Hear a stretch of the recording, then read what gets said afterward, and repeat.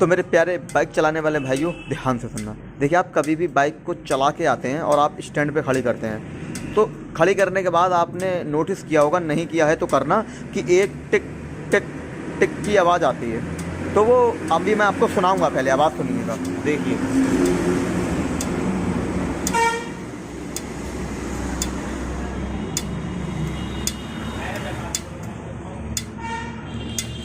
मैं उम्मीद करता हूँ कि आपने सुन ली होगी आवाज़। और ये जो आवाज़ है अभी बहुत तेज़ आ रही थी, लेकिन अब हल्के हल्के इसकी जो स्पीड है वो कम हो रही है।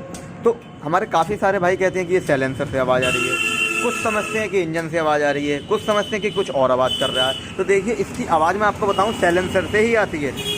अरे बड़ा गर्म है यार, सॉरी लग गया हाथ। तो इसकी आवाज़ जो है वो साइलेंसर से ही आ रही है, लेकिन किस चीज़ की आवाज़ रही है वो आप मुझे कमेंट में ज़रूर बताएं। अगर आप